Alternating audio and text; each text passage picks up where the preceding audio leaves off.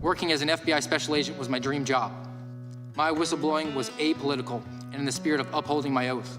Nonetheless, the FBI cynically elected to close ranks and attack the messenger. The FBI will crush you. This government will crush you and your family if you try to expose the truth about things that they are doing that are wrong. We are all examples of that. Joining us now are Steve Friend and Garrett O'Boyle. Thanks for joining us, fellas. FBI whistleblower Steve Friend and Garrett O'Boyle both join us now. Gentlemen, so glad to have you on the program. Thank you for your testimony. We need more folks like you, and I'm sure more people are going to be, from your background, are going to be giving you guys more intel as you're sharing that with the rest of us. We can kind of see that this is becoming normal for them to be held accountable, because I think especially an institution that we pay their salaries, they need to be held accountable. I think a lot of people do share our beliefs and convictions. I think they just aren't at the point that Steve and I and others have gotten to. They're too afraid. Thank you so much for being a guest here on PBD Podcast. Thanks for having us. How big is that bloody flag that Steve's got? It's the stone wall of his house. Lots of love, guys. Thanks very much for joining us. Steve Friend, Garrett O'Boyle. Thank you for being with us this morning. More importantly, thank you for speaking out. We appreciate it.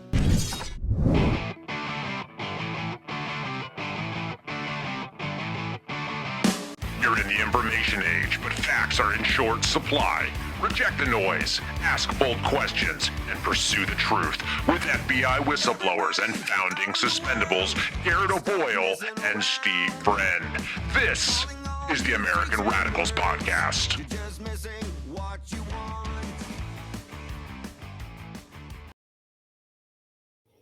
It is the American Radicals Podcast on a Saturday, 10:30 on the Eastern Seaboard, live streaming to you on Rumble, rumble.com/amradpod. Thank you for joining us. Thank you for letting us be part of your weekend. Make sure that you do smash the thumbs up and follow our channel if you have not already. And if you listen to the audio format, do subscribe on iTunes and Spotify, iHeart, whatever the platform is, so that you can get the updates, which come to you Tuesday, Thursday, Saturday. We stream it live, 10:30 Eastern time. It's a Saturday, December 14th. It's the day before my mom's birthday, so an early happy birthday to my mom. Happy 35th birthday to my mom. That's what she always reliably informs me is her age. So congratulations, Mom. Yet another successful year. And today we're excited because we're getting to go into the past, back into the past. It's going to be a retrospective. It's part one of a show that I've been planning out for about 12 months, because what I have done is compile a list of stories throughout the year that I thought, that seems like kind of a big deal. That's sort of a bombshell. And we're going to go back and look at them, and we're going to do each one of these Saturday episodes with a different lens. Today, the rules are pretty simple. Is this a bombshell story?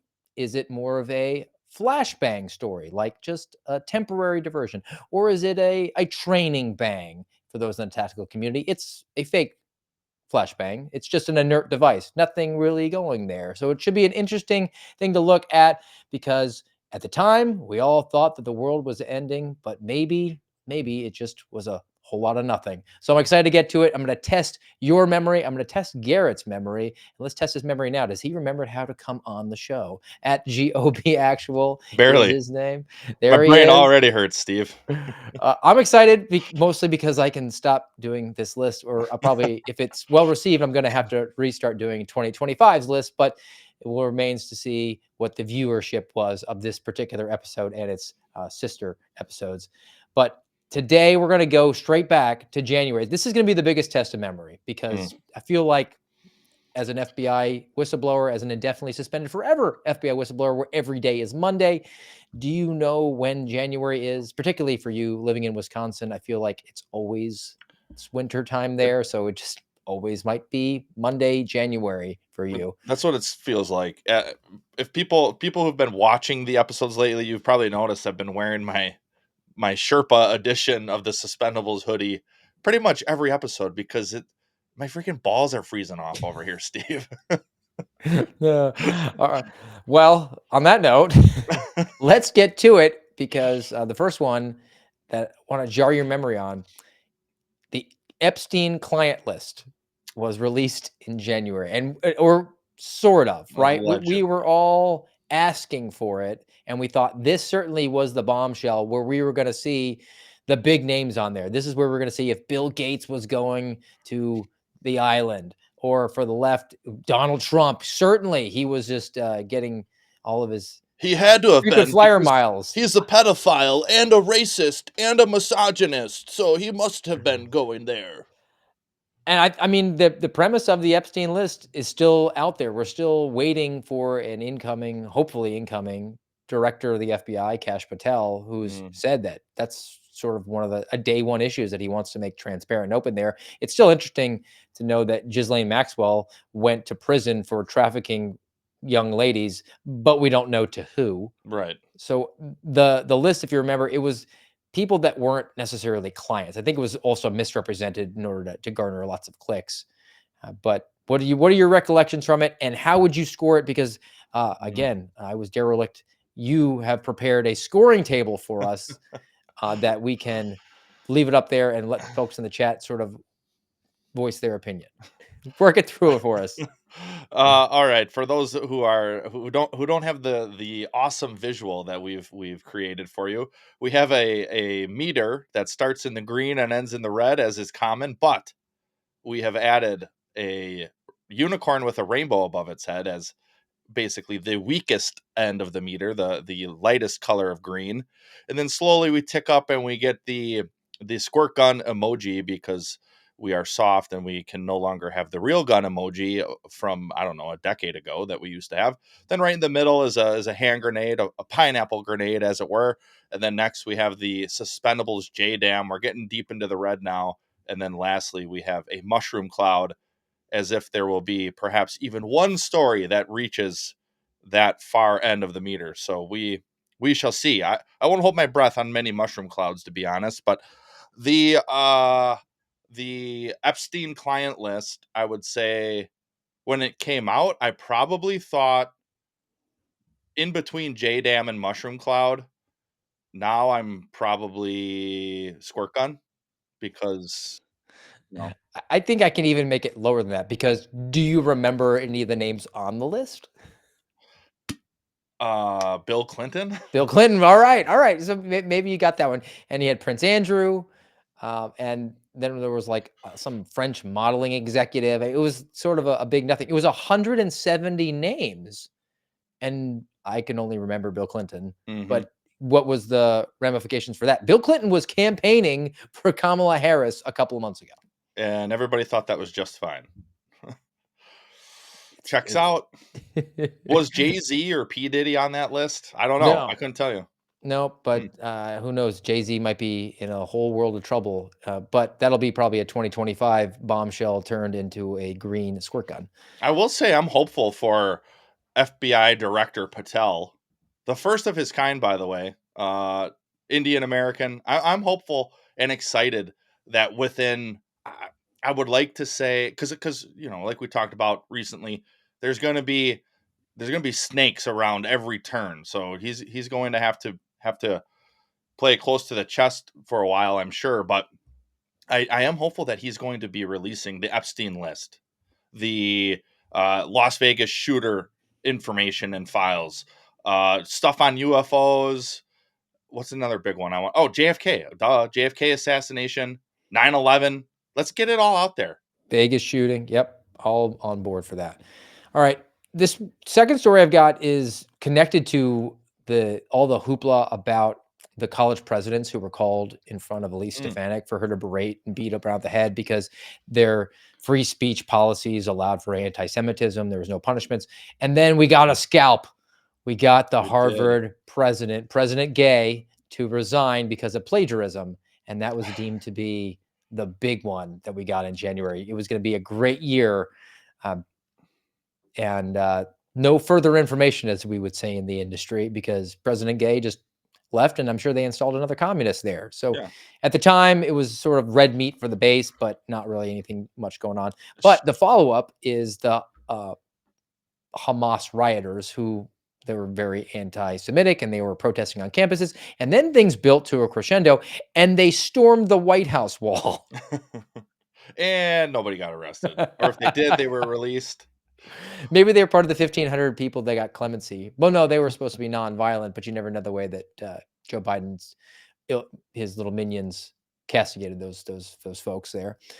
So again, not a big one. This one though, I think you got to put a JDAM / nuke. And that was, we Really? had the Iowa caucuses in January, the earliest that they'd ever been on record. And 14% of Iowa Republicans showed up. Half of them, i.e., 7% of Iowa Republicans voted for Donald Trump, and effectively ended the entire primary for the Republican Party. Or at the time, we thought we had Joe Biden running against him, so no candidates were in question. So how do you rank that one? I'm going JDAM on that. I think most people probably saw that coming, but when you think of it, 7% of Iowa, I mean, what you would imagine that we would have a better system in place. If you would have asked me cold, hey, who won the Iowa caucus? Well, it's easy to tell you because he's the president elect now. So I I don't know. It maybe not. I might have to bump this down in between squirt gun and hand grenade because it's Donald Trump. We've known he was going to be running for president since January 6th, 2021, essentially. So I whatever. It's yeah. What do you Well, think? the popular vote was 56,000 for Donald Trump. That's what he got. That's what he got. That's That's what he all it got. took. His next closest was Ron DeSantis, who got 23,000 votes, and Nikki Haley got 21,000. So No even way. combined, Come on. That's the story right there. Who are you who's voting for Nikki Haley? GTFOH, as the kids say. same day registration, man, and there was nobody running for the Democrats. So I think a lot of them snuck on in there. But Yeah. I think that sort of set the tone for what effectively became a pretty big electoral win in November. And it made for the longest presidential campaign, general election campaign of our lives, from January of this year all the way through November. Dang, that is, the last few cycles, talking heads will say things like, "Oh, the campaign season is getting longer and longer." Yeah, it is, and I don't think that's a good thing. I'm not saying that most of them say that it is. I think they're just making an observation. But January to November, we're doing this for 10 months now. When all the guy gets is 4 years. So I don't know, man. We got a lot of things to fix. I think that's part of it. We should not be getting trapped into this cycle for damn near a year. Oh, it's brutal. Granted, we live. I guess part of it is because we are kind of in this different sphere now, sort of living in this politisphere, which I can't say I relish, but somebody's got to do it, Steve. How about the Texas governor, who I think he probably had his eyes at one point on running for president, but he's sort of waits for Florida to do something and then waits for another 4 to 6 weeks and then does a milquetoast version of it. But he allegedly put a line in the sand, and he ignored a Supreme Court order on the border, right? That they were wanting him to shut down the restrictive areas, and I think it was Eagle Pass, and everybody was saying, "Oh, that's right, that we're going to enforce it." And really, it's just like one little spot, and it was a flashpoint issue, and got a lot of news story there. But I think it wound up being the quintessential flashbang because it was a distraction by the fact that we still had a wide open border everywhere else other than that one little section. Yeah. At the time, I would have said mushroom cloud because it's like, oh, okay, look at this.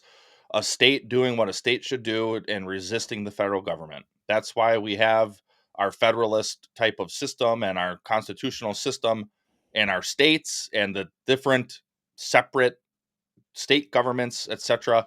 And so I was here for it then, and now I don't even I couldn't tell you if they're even in court over this still. So um, how about this one? The revelations about the January 6th pipe bomb. Who actually found it? Friend of ours, fellow suspendable, Steve Baker, reporting on it, and then subsequently having that story stolen by Julie Kelly. Um, the reporting was that it was a plainclothes officer who found the pipe bomb, and then proceeded to have a conversation with the guys in the vehicle who were supposed to be running security but were having a sandwich on mhm. camera, and then allowed young school children to walk by a pipe bomb. Also, I would say that is JDAM and Mushroom Cloud territory because why don't we know why is it taking so long to figure out this stuff? And I could be wrong about this. Maybe I need to put my tinfoil hat on for a moment.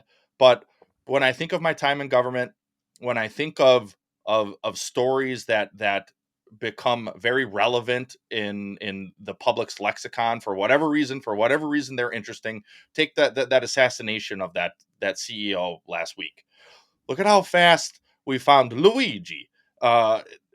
I say we as if I had any any hand in that, but law enforcement and look, and that's a whole different aside because the tinfoil hats do come out on a story like that for sure. And don't get me wrong, I've got questions there, but it was what you would expect law enforcement in America to do. In short order, they got the guy in handcuffs and he's getting arraigned. I mean, within a couple days. So let's not forget the gravity of the January 6th pipe bomb story. They claim so we've just had this domestic terrorist running around for the last 4 years and we can't find them. The amount of time that it's elapsed since then, it's interesting because it's inversely related to the amount of information we have. So we have this Luigi who we know everything about, right? We have all Right, these right. pictures of him to the point where you have women fawning over him, which is kind of Mhm. gross. And Very apparently bizarre. lots of men who are writers for Jimmy Kimmel. And then you have Crooks, Thomas Matthew Crooks, who Mhm. 5 months ago shot the president in the head. And Yes. yet we don't know very much about him other than that he's looks like he was in the math club in high school. And then you have the pipe bomb, which endangered the lives allegedly of the vice president elect, could have blown her to bits, and we know nothing at all. No progress. And this was sort of weird. It's sort of a little bit, I guess, in the weeds. The January 6th pipe bomb case is independent entirely from the insurrection at the Capitol. I Yeah. think people tie them together, and if there was some sort of like gigantic plot behind the scenes, you could see how you would tie that together and say, oh, Yeah. well, look at diverted resources. But from a law enforcement perspective, they are independent Right. investigations.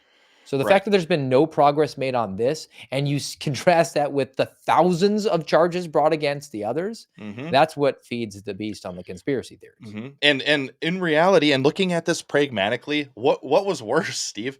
A couple grandmas going and look, I know I say that phrase a lot. There were other people who did worse things. I can see that. We've said that all along, ever since we became public. We've all said that. But in reality, what was worse? An alleged pipe bomb that didn't go off? Well, two. One A at the GNC. WMD Yeah, or a bear spray? right. So, but we're gonna go heavy-handed. The January 6th investigation, except for the piece about the pipe bomber, is our biggest investigation of all time. Yay, yay us, yay Christopher Wray, yay FBI. I mean, really, when you look at it from just a pragmatic position, I don't know how anybody could not be skeptical and could not look at the FBI and the government as a whole and say, what's going on here? Well, why haven't you figured this out? All right. So the final story in the month of January, and again, I went like, I'm actually really upset with myself that I didn't remember this. Was that there was a drone attack in Jordan and it killed 3 service members. I don't remember this. It Shame. was Iranian drone attack, independent, and it was connected to the Hamas attacks on Israel and the ongoing war from October 7th there. So you're talking about 3 to 4 months after that. So a lot of kinetic action going on. And we had 3 service members killed in Jordan at a base. I'm ashamed that I don't remember that on one hand. On another hand, I'm ashamed that a literal mushroom cloud wasn't floating over Hamas's headquarters after this happened. But look at what the Biden administration did with the Afghanistan pullout. So is anybody really surprised that there was no heavy-handed comeback for something like this? Which that's a piece that I am happy about Donald Trump coming back into the Oval Office for. Because I know we joke, we play uh I forget what the guy's name is. He does the All Baghdadi, the comedian, and I want that. That's what I want in a president. Someone who's going to come out and say he died like a dog, and he was crying. I wouldn't cry, Abu, but because that's what we expect as Americans is you don't F with us. And if you do, you pay a price, and the price is heavy. That's what it's been my whole life until recently. That's what it should be. That's what I expected going into the military myself. And I think that's what we all should be able to expect. As still allegedly the strongest nation in the world, we should be able to expect that. And I don't think there was any retaliation, any of any sort. Instead, they're probably doing backdoor deals with Hamas, sending them more aid money, sending them more, funding, and then also funding their opponent in Israel too at the same time. Oh man, I should have put a drone and a pipe bomb on that chart. Well, drones is a hot button topic right now. All right. In February, two stories, which this is so Congress, Republican congressmen, to the penultimate degree. So the House, which Mike Johnson is the speaker, so I think the Republicans are in charge, allegedly. They wanted to impeach Alejandro Mayorkas, right? This was going to be the show vote because it was never going to be a trial for it or anything like that. It wasn't even going to be taken up in the Senate. But they really had to take a stand, especially in this election year, and they failed to do it because three Republicans decided that they were not going to do it, including Ken Buck, who wanted a job over at I think it was the FCC. He wanted to be appointed there. When he didn't get that, he wanted the CNN correspondent job. But then a couple of days later, they voted again, and then they voted to impeach Alejandro Mayorkas. So, I mean, how's DHS doing now that he's not the secretary there anymore? They're doing just fine. That was a unicorn rainbow then, and it's a unicorn rainbow now. I think there it is, right there. How about the Senate border bill that was proposed, and James Langford, because he wasn't in cycle, Mitch McConnell elected to have him go out there and float it, where they were going to allow like 5,000 illegals through, and think that was appropriate and the base would be okay with it. And I'm bringing this up because this was really an instance where you had the base say, over my dead body, that we're going to let that happen. And it was roundly rejected. And it was also important, I think, in the latter days of the presidential election, because that was a talking point that Kamala Harris tried to rely on whenever she was pushed up against the wall and said, hey, all of these border failures, which really are your successes, where you've allowed tens of millions to flood across, those are a direct result of your policies. And she would always say, look, well, we had a great bill.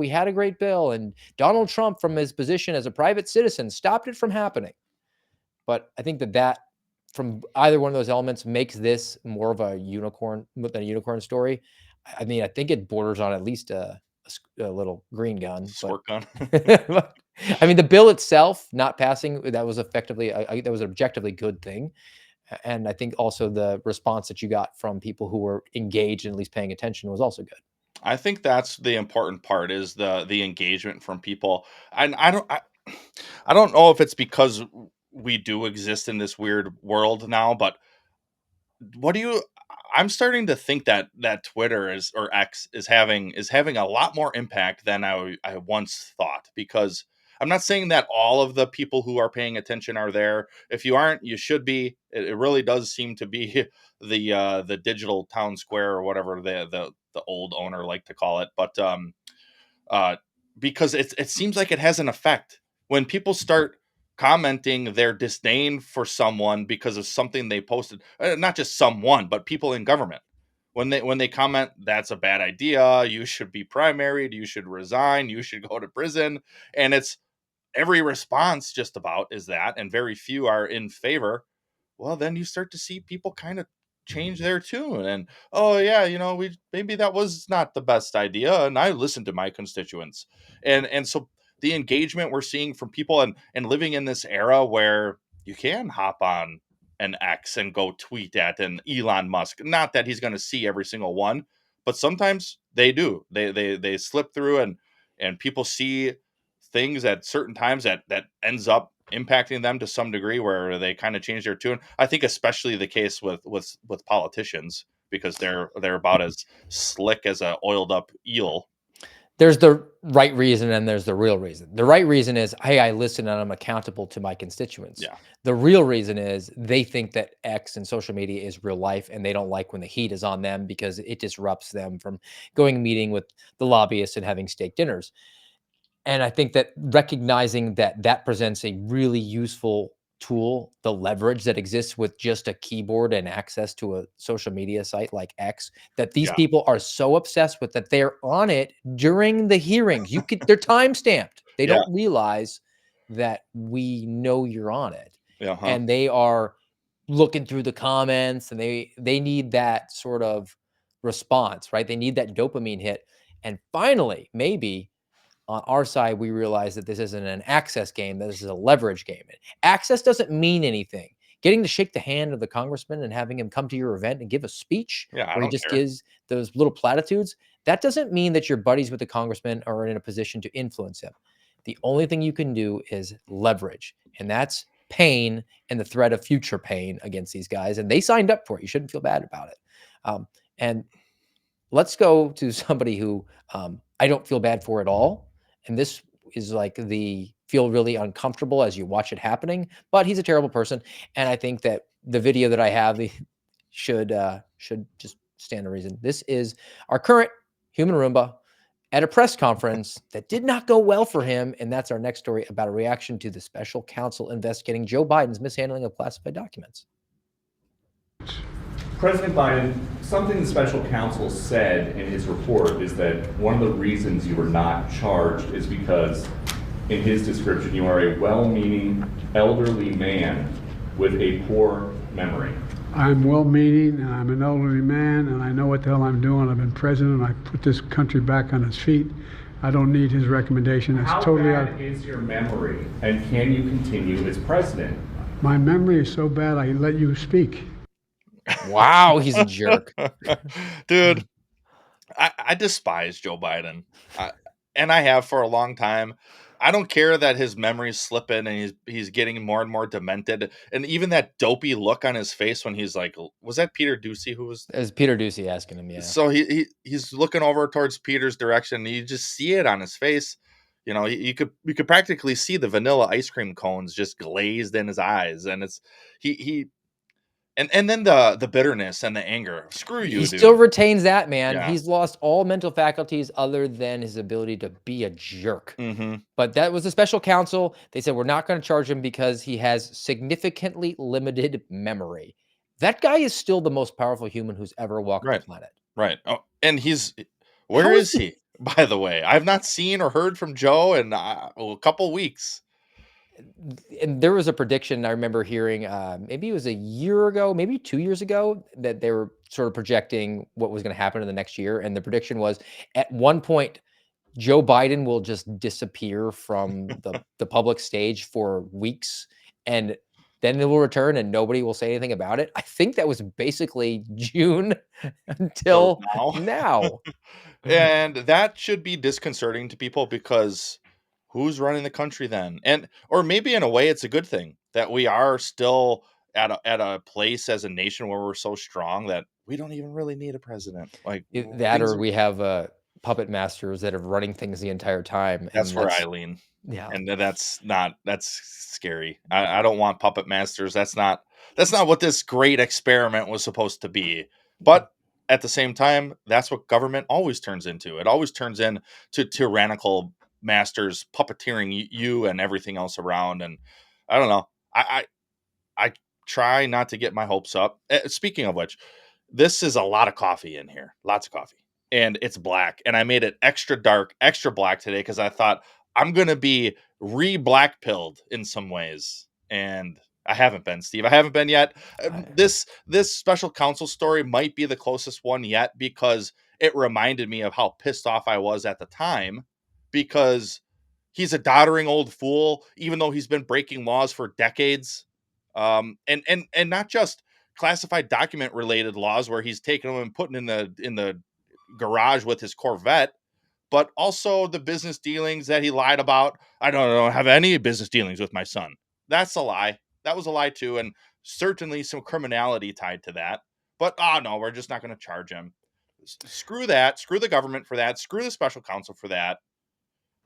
They reminded me of July 5th, 2016, which you weren't an FBI agent at the time, but I remember being FBI agent July 5th because the director, James Comey, stood at the lectern and said that no reasonable prosecutor Mhm. would charge Hillary Clinton with the crime. And I said, this is the exact same thing going Mhm. on here. And one was because they're corrupt, and the FBI director doesn't get to make that determination.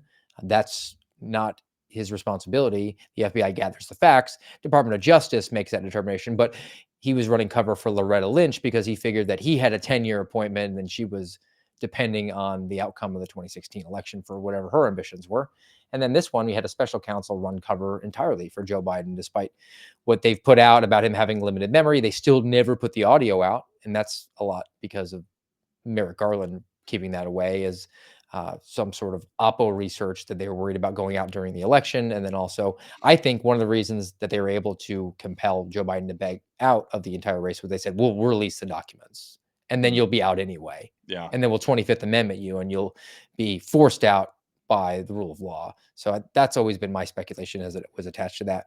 And along electoral politics, who remembers George Santos? Oh yeah, the gay Um, guy. so the Democrats picked up his seat after he originally won that election. He claimed that he ran some sort of like dog orphanage. Yeah. Thanks, George. I think he's still facing criminal You know, charges. what is with that level of narcissism? Is there any other explanation other than that being narcissism? All of the lies packed into who he was and what he did to become a senator, A congressman, congressman. and George Santos is unapologetic about it, but he at least admits it. Contrast that with Tim Walz, who's Ugh. unapologetic about it and still denies responsibility. Dude, Who's Tim worse? Walz. I don't know who's worse there. It's hard for me not to say Tim Walz just because of his stolen valor, his lies about his military career, his weird flamboyant gestures that just me thinking. I conclude that he's probably a pederast, if not just a gay guy. And then all of the lies with the George Floyd stuff. It's hard for me to pick anybody other than. How did the Democrats think that he would be a viable vice presidential candidate? Because Kamala Harris made the decision. Oh goodness, he's his about as bad as you can get. His mannerisms as a 14-year-old Asian girl with a Hello Kitty backpack are really off-putting. All right, where do you rank this one? This is when the Fannie Willis Nathan Wade affair came about. This was in February, and they had to testify about their relationship, and the case became not about Donald Trump anymore, but just about Fannie Willis.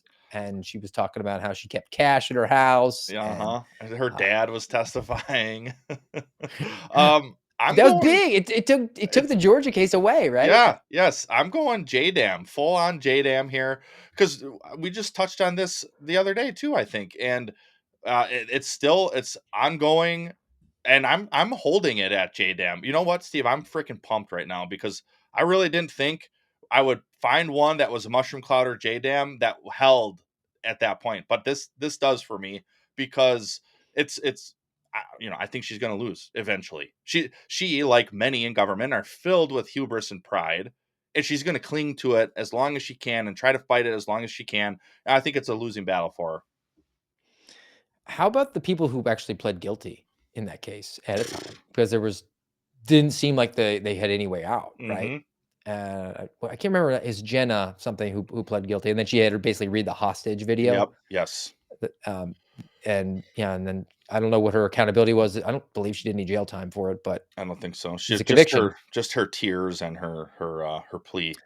Then how about the bad one though? That Donald Trump lost a civil case where he was saying the value of Mar-a-Lago was too high apparently in New York City, and was just, again, they were using all the lawfare in the world, and that was a bad one. $350 million, and you have Letitia James who's just licking her lips and like, I got my eyes on Trump Tower, I'm going to take that down, and the VIG is running on this every single day. I'm bumping this up. I'm bumping this up to mushroom cloud just because of the weaponization of that. It was, for me, it was a mushroom cloud at the time.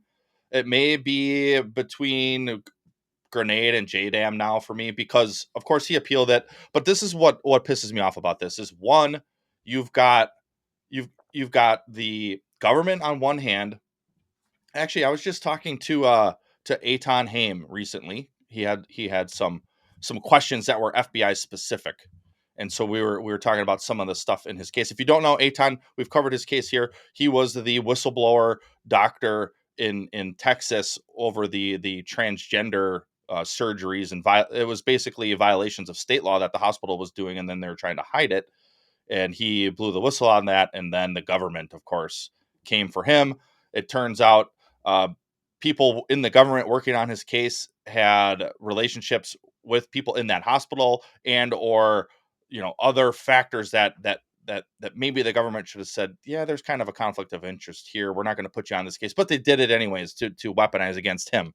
But this is similar in that the government, and this is what I was telling him, is an FBI agent, an AUSA, anybody in an investigatory position in government, you have to do your utmost to put your personal beliefs, your personal feelings, your personal opinions aside and look at the facts and evidence and gathering facts and evidence.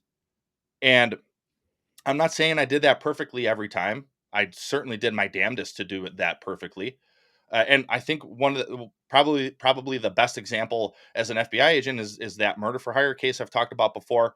The whole nexus of that was anti-abortion related extremism.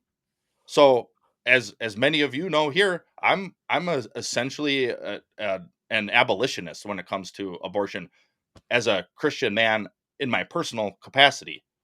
That doesn't mean I'm not going to do my job as an FBI agent and say, well, I agree with the guy who wants to murder these people, so I'm not going to work hard on this case.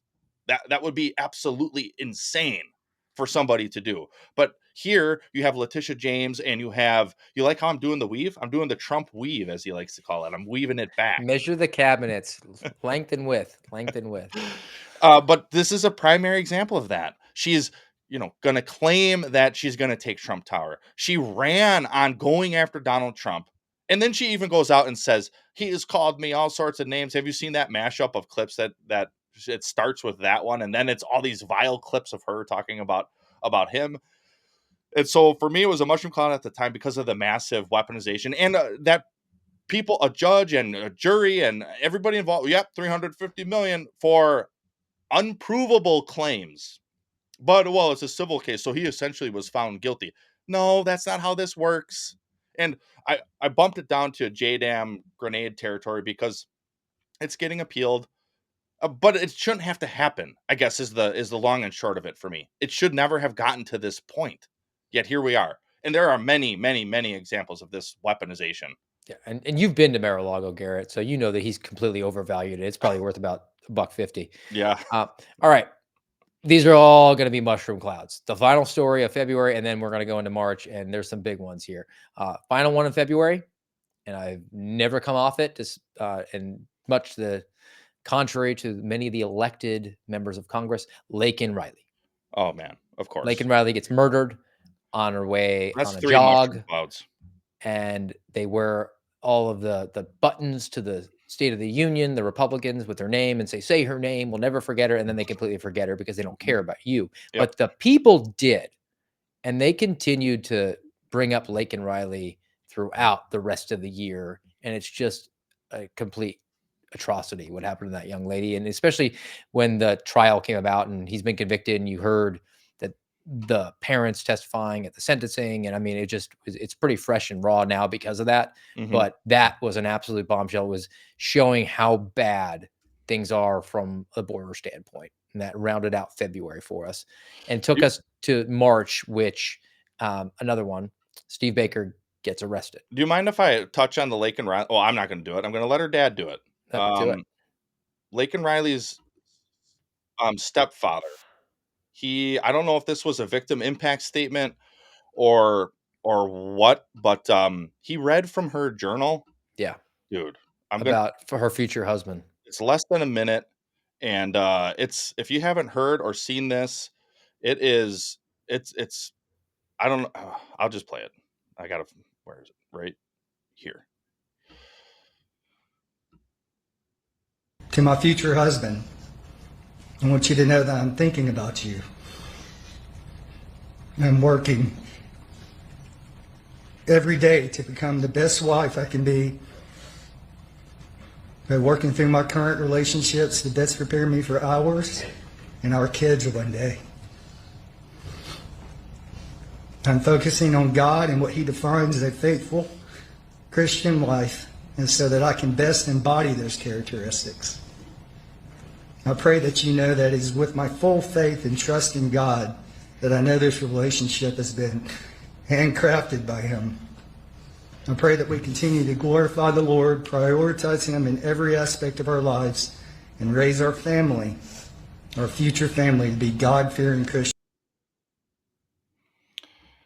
I mean, I don't have much for you there. I'm sure people would wonder why. Why would a woman like that be murdered? Why would God even allow that? Why would a family have to go through this? Listen to her words, her pure heart, her pure godly desire. I don't have the answer. I really don't. The thing I lean on is for some reason in God's sovereign will that was allowed. This evil was allowed to happen somehow to glorify Him someday, and maybe it's even already happening with, like you mentioned, Steve, the people not letting go. Sure, the politicians, the slimy, sleazy, infested politicians are gonna forget her name. They're gonna forget that, oh, they brought some of her family members to the State of the Union and paraded them around. That family's never gonna forget, and maybe enough people out there are never gonna forget, and that's why that story and that case is so powerful, and probably in a large way is driving real change. I mean, I don't know. We've got a huge problem at the border. Laken Riley is at the top of that problem, and others like her, because there have been others. But yeah, those words, I don't know. When I heard those a couple weeks ago or whenever that trial was going on, powerful stuff. March, Steve Baker gets arrested. He actually has to go and surrender. And that was big for us personally. We're friends with Steve, and his name coming back to the front again about the persecution that went on with him. He works at the Blaze, so it got Glenn Beck's attention. It got Glenn Beck's attention on the Suspendables lapel pins. And you were buried for about a month. So that was really good for you. But that's not this story. Steve Baker, though, who I'll take it somewhere else, because I think we've talked about him a lot, and rightfully so. There was the Time Man of the Year award that went to Donald Trump, and there was an interview included in that, and they asked him about January 6 pardons, and he made an off the cuff, and it could have been bluster, could have just been the Trump way of communicating, and he said, "Gonna do pardons on day one, maybe 9 minutes in." And it made me think, though, he could possibly announce pardons in his inaugural address, which I think would be outstanding and amazing, particularly for Steve Baker, who did nothing wrong other than be a journalist and report and do nothing violent. And the demons at the FBI have just run him through, and his entire future was hinging on the election in November. I mean, I remember saying that I would vote for Donald Trump solely if it meant I could help Steve Baker. Like, that was, if I was a one issue voter, that was going to be it. Yeah, that's reason enough. It was an honor to have Steve wear that Suspendables lapel pin on the day of his self-surrender. And think about a guy like Steve, and probably most people out there, getting arrested and just getting arrested. But now you're getting arrested and you're turning yourself over for it to the FBI. I remember that video. You had 2 DEI type of agents, and you know what? Maybe they're good agents. I don't know. What are the odds that 2 black agent males were part of his arrest? So to me, it seemed even that was staged, and I despise that. The government should not be engaging in that type of optics. Send the agents who are working on the damn case, and that's who goes. Because think of it, Steve. Whenever you went on an interview or whatever you did, if you thought you needed another, would you say, I better grab the woman or the other white guy? Oh no, there's a Latino agent. I'll bring him with. Did that ever even cross your freaking mind? Never. But here, they knew cameras were going to be there, and they wanted Exactly. to use it as a recruiting instrument if they Yeah. could. And to say, well, Steve Baker, he was one of those white supremacists that insurrected the Capitol on January 6th. Oh, What about the Terrible. Supreme Court overruling the Colorado Supreme Court on tossing Donald Trump off the ballot for the primary? I'm going again with the lawfare. I'm going JDAM on this one, and I'm keeping it at JDAM because again, it never should have gotten there. No court, no state Supreme Court. I don't care how far lefty liberal you are. You don't have the wherewithal to realize the danger that you're stepping in when you say the masses of people want this person on the ballot. Masses of people are going to vote for this guy. And now look, fast forward into the future. He won. He won. And you want him off the ballot? That's not supposed to be happening in America. This is why we say the alleged land of the free.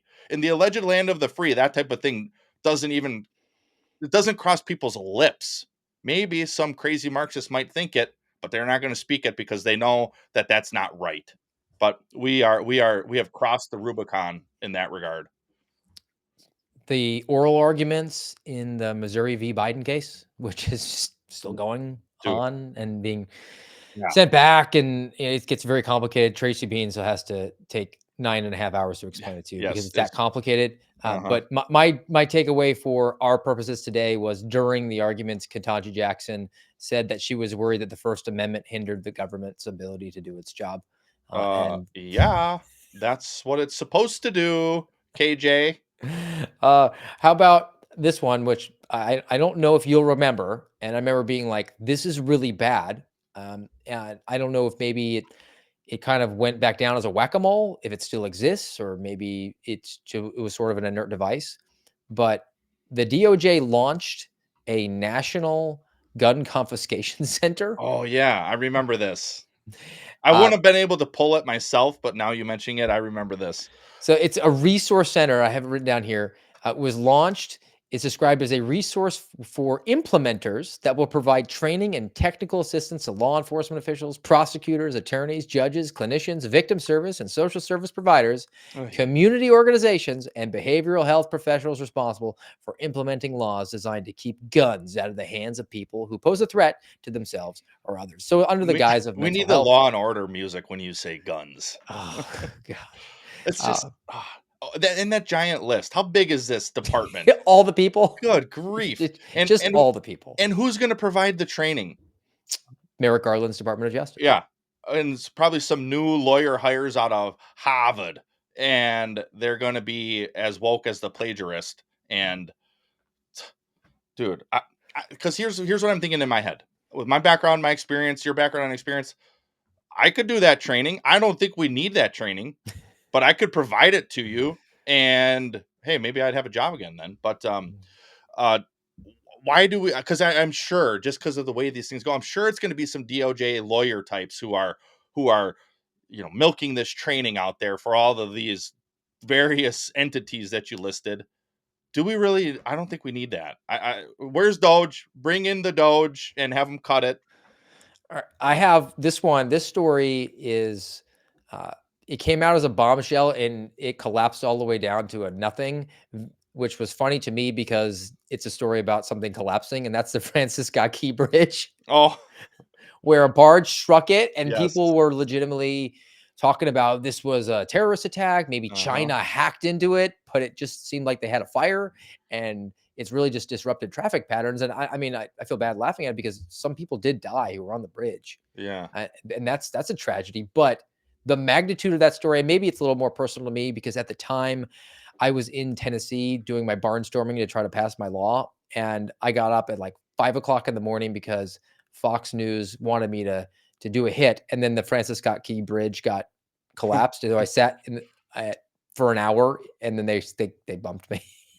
Well, naturally. I would say, yeah, bombshell. That was a big bombshell at the time. And anytime there's a loss of life, but also the financial, economic, transport impact that had, or is still having. Now, there were some conspiracy theories at the time I don't know if any of those hold any weight, but and I don't even remember. So help jog my memory if you recall. But wasn't there some sort of connection to Ukraine or something? Or am I making this up? Am I too far down the rabbit hole of uh of tinfoil hat wearing ex Yeah, users? I just remember the China allegations and the China. disruption because that's a significant harbor, and that was gonna keep that down for a long time. And George Hill knows a lot about it. He worked in that sort of space and talked about the vulnerabilities there, but I don't think that there was a nefarious actor here on He that. is also our East Coast representative. All right, last one in March, and then we'll wrap it through April. We'll do this as 3 parts. How about that? The last one in March, the transgender Oh day of boy. visibility on Easter, which got a lot of people really upset and justifiably so. But you have to remember that communists don't care about Easter. They're happy to wag this in your face. And I think that the bigger umbrage is the fact that there's every single day this goes on. And Yeah. why? Every day is transgender day of visibility under this administration. All right. This one is again to our ex-girlfriend over at the FBI. The video emerged of agents and an analyst visiting a woman in Oklahoma Oh who was a yes. Muslim woman who was saying that she wanted to see American troops come home in tiny pine boxes. Hmm. And the FBI went and paid her a visit. And I think the biggest element to this was the initial outrage where people were all like, this is a First Amendment issue. And then they found out what she said, and then they backed off and said, well, and I mean, it was just to me the biggest indicator of how people like free speech until it's something they don't like, including people that are pretty prominent out there. There were right wing thought leaders who were saying, well, I don't necessarily have a problem with that. And I'm sorry, I do. Hmm. It we pulled it up, I think, at the time. If not, we've pulled it up since because of the litany of First Amendment issues that Steve and I say behind the scenes to each other. We'll send each other a link about some First Amendment related thing, and we say the well has no bottom, and it really doesn't. And when you have the FBI showing up at someone's door, and again, we touched on it at the time, you don't have to agree with the speech, and we touched on it then. My friend who I wear the bracelet for, he came back in one of those pine wooden boxes. You don't have to like the speech. That doesn't mean it's illegal. That doesn't mean the freaking FBI should be showing up at your door to intimidate you over speech. And they would say, well, we just went to ensure that she wasn't going to do something herself to this protected class, or that there wasn't anything worse going on, or my favorite, we just came to do a mental health check. Now maybe the FBI wouldn't say that since that's not really their purview, but no, don't come to my door over protected speech just because you don't like that protected speech. And I didn't pull it up, but MTSU, their First Amendment Center, they have this article. I think they posted it over the summer. Something like 67% of people claim to love free speech until they find out that people who believe or say things that they don't agree with have it. That's a problem, and that's a huge, huge problem when the United States' Stasi is coming to your door about it. It's terrible because that means you and I are outvoted 2-1. All right. The FISA 702 renewal Mm. that happened in April, Oh, Steve, where this pisses me off. Mike Actually, Johnson went into the skiff and he was shown something in there, the right? man with the biblical worldview who's holier Sure. than thou, to Hmm. change his opinion. And they passed on FISA 702, and they wouldn't even consider a warrant requirement for American citizens. And they got a 2-year extension of it. And that was probably one of the biggest disappointments I had Yes. in the campaign for Donald Trump, because he basically gave Mike Johnson cover. They passed it, and then he invited him to come down immediately to Mar-a-Lago and said, Mike's doing a great job, and we'll be reconsidering it during my administration. But Hmm. for the next 2 years, the FBI gets access to 702, which is supposed to be foreigners when they're overseas. But you combine that with the ability to monitor any American when there's a contact from a foreign entity, like, I don't know, the Russia Today email that I get asking me to come on and I immediately delete. Yeah. I guess you're Uh, going to open up yeah. another counterintelligence investigation on me, He's aren't you? connected to the Russians. Steve is a Russian op, and even though Garrett didn't know it, now Garrett is a One Russian hop. op, so You're we right have there. to we open up a CI case on him too. This one is a nuclear explosion for me because Steve, you and I were there. We were in Sodom and Gomorrah. We were there for the Heritage Foundation thing that they had us there for, and then we went to that breakfast. I came as your guest. Thank you, humbly, sir. Thank you for taking me to breakfast. Although I was in the midst of that fast, so Neither one of us ate. Yeah, they yeah. have their spread, folks. You have to Oh, understand. it was hard, You can ladies and understand gentlemen. how these people don't want to lose their elections. I think I was 10 days in roughly to my fast, and I about broke. That was as close as I came to breaking because it was a glorious breakfast spread. But I didn't. I drank water and sat next to Steve, and we tried to convince. I don't know, what do you think, Steve? Half a dozen, 15 lawmakers. You cannot renew FISA. You cannot, and here's why. And we spent an hour doing it, and then they were all on board. And in fairness, I think the majority of them did vote no still. But I don't know, man. FISA, FISA is a massive problem. And oddly enough, people, FISA was the fix. So you may have recalled even recently, we mentioned COINTELPRO, the FBI's program from the 70s. I remember too, actually, the day we were talking about that, somebody in the chat said, or actually maybe it was Thursday, because I think we talked about COINTELPRO on Tuesday, but then I mentioned the worst directors in the FBI throughout history, and I listed Hoover, and somebody in the chat said, "Why Hoover?" Well, COINTELPRO is reason enough. There's plenty of other reasons, but COINTELPRO is reason enough, which we found out about because people broke into an FBI office outside of Cleveland and gathered a bunch of files, and that's how America first learned of COINTELPRO. And then there were other issues in the intelligence community, and then the church committee happened. And I bring this up because we are hearing calls for another church-style committee, even though the weaponization committee that we testified for was pitched that way. But I don't know. Whatever. They're making calls for it again. We need another church-style committee, and I'm not saying we don't. Maybe we do, but in the initial church committee, we learn all these things. We learn about FBI CHSs. We learn about things the CIA was doing, like MK Ultra. Guess what? That's not a conspiracy theory. That was legitimately real. But all sorts of problems, right? And FISA was one of those problems because we were wiretapping people like, oh, I don't know, Martin Luther King Jr. without, it was essentially the FBI director, Hoover, going to the AG, Robert Kennedy Jr., and the president, JFK, and saying, we really need to wiretap this guy because we think he's a communist. And there was no warrant requirement. There was not a lot of guardrails like we have today. And I forget, I would imagine that would have just been a Title III. But anyways, that was part of the issue. FISA was one of the fixes. And almost immediately, FISA was weaponized. And it's only gotten worse. 9/11, the Patriot Act compounded that. And FISA is completely off the rails. But hey, don't listen to us. So after renewing FISA, Congress went and fully funded Ukraine aid, Israel aid, Taiwan aid, and Hamas aid. They did that. So thank you very much. Appreciate that. Yellow tag beef is going up in price. How about you fund American aid? You know, Iran attacked Israel. They launched all those rockets at them, and it's just been sort of an indicator of the chaos that's ensued in the last couple of years in that region of the world. And I think you have to lay a lot of that at the feet that we don't have any American leadership. Not that I want us to get involved, but I think that there's an expectation that there could be an American response to it, and that kind of keeps these crazy countries in check. And there's not that response now.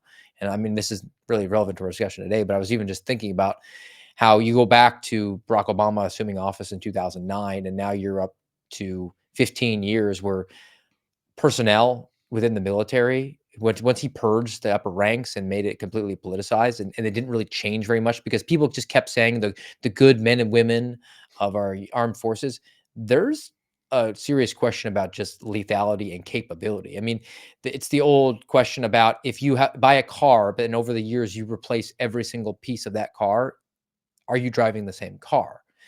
Over the years, we've replaced everything in our military now. Do we have the same lethal fighting force that we did even in the early 2000s? Is it the same military? Is it still the same good men and women of the armed forces? I got questions about that, and I think Me we're pretty too. fortunate we haven't been tested very much. Hmm.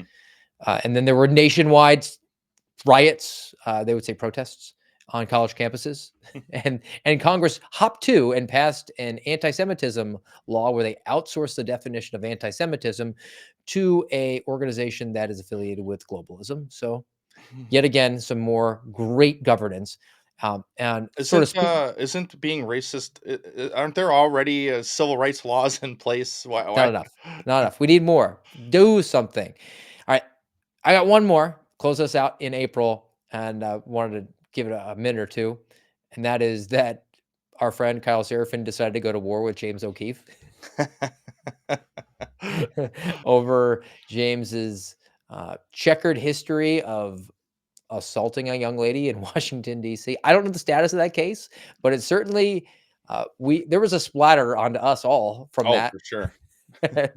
uh, I'm and here for it.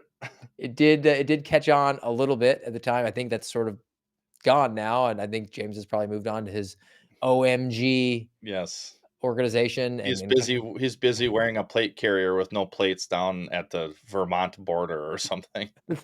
Vermont, perfect way to describe James O'Keefe doing border work in Vermont.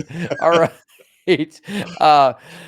That's going to wrap us for today on this. We'll have to pick it up in May next Saturday. And that'll be, I guess, our tradition here on the next couple of Saturday episodes of the American Radicals podcast. We'll ring in the new year right, Steve. We'll do a different theme, though. I'm thinking and maybe folks can put this in the comments, what they would prefer. They want to keep doing the nuclear bomb or flashbang, or I was thinking maybe since there's going to be a lot more information coming out that's pertaining to like electoral politics, Twitter or not.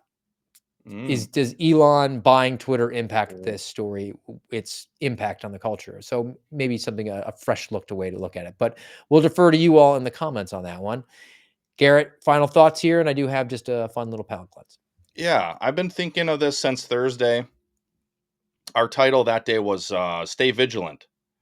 And so I thought of this in Proverbs 4. I got to tell you, Steve, the podcast, it seems, especially lately, it's just been directing me to the books of wisdom for some reason. I'm grateful for that. I think it's important for us all, especially because with these, a lot of these in Psalms, Proverbs, and Ecclesiastes, you don't have to do a giant exposition on these. You can kind of take it at face value, which in some texts, as you know, it can be a little more heavy or a little bit harder to understand. But here in Proverbs 4, I'm going to read verse 1 and then I'm going to jump down. But in verse 1, it says, "Hear, O sons, a father's instruction, and be attentive that you may gain insight. For I give you good precepts. Do not forsake my teaching." And so then when you jump down a little bit, and honestly, the whole chapter is worth its weight in gold. But starting down in verse 20 now, it says, "My son, be attentive to my words, incline your ear to my sayings. Let them not escape from your sight. Keep them within your heart, for they are life to those who find them and healing to all their flesh. Keep your heart with all vigilance, for from it flow the springs of life." And that idea of vigilance, I think, is still very important to us right now in this time, and I think it's going to be going forward. And even this episode that we did here today with taking a look back over the years, January to through April, I'm kind of wondering, how vigilant was I? How much of that did I even remember? And some of the stuff, it's important to remember and to not memory hole. So I think the collective body of remembrance and vigilance is going to help us turn the page as a nation for the better. Well said. And we'll close it out here with just a video of some amazing people doing some crazy stuff.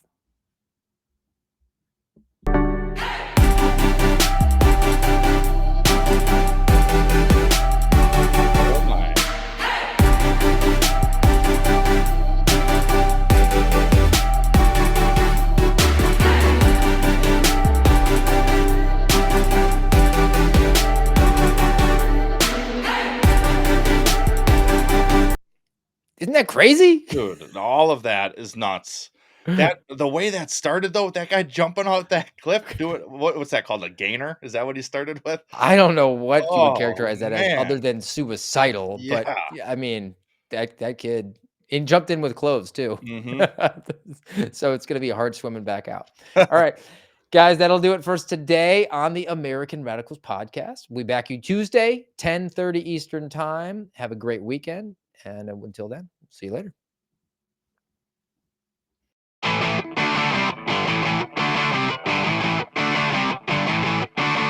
You've been listening to the voice of the Suspendables on the American Radicals podcast. Follow us on rumble.com/amradpod.